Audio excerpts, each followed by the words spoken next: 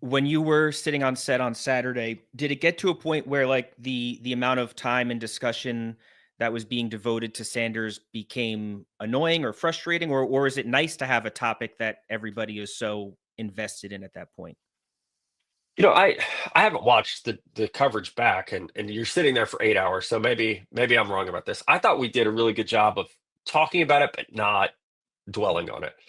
Our mandate for day three of the draft at ESPN is to stay as close to live as possible with the picks and talk about as many of those guys that get drafted. There's like 150 some picks on day three this year. And our like from top down, from management down, like we want to talk about as many of those players as possible. So obviously, once he got drafted, it was a big story, right? And we needed to take some time to talk about that. And I thought we each got a good amount of time to say our piece about it and lay out our thoughts, and then we moved on. So I'm not sure how folks watching at home feel about that. They might have a different opinion than I do, but I didn't feel like we dwelled on it. It wasn't like every time Kuiper's best available came up, it was oh wait, we got to stop down and talk about the fact that he's still on the board. Like we knew he was out there. I remember at one point it was in the early fifth round. Field Yates looked over at me and he was like, "Man, he still hasn't gone." And I was like, "Oh wow, yeah, he hasn't."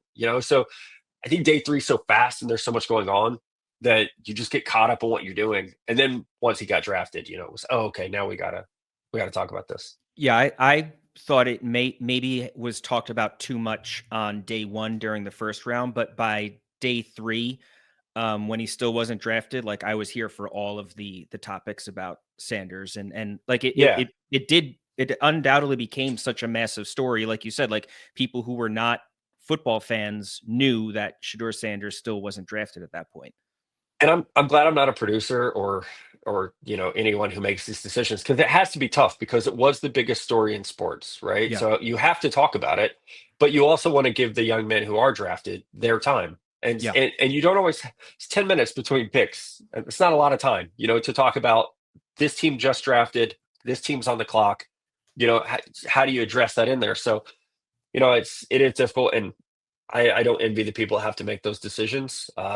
I always lean toward I grew up watching the draft, and my favorite moment was the hearing the chimes, and then, oh wow, the Tennessee Titans select Cam Ward, and then hearing the Kuiper breakdown, Yeah. the legendary breakdown of that player. That's the draft to me. Like that's the part I love. And then you get someone like Lewis who can talk about how that player fits with that team at a level that no one else can. That's the part of the draft I love. So I know there's the story part of it, there's the entertainment part of it, and I think they've got a great group that does that really well. But I always am a fan of. I want to hear about the guy that just got drafted, because I'm always going to be that like 10-year-old, who wants to know how good this player is going to be.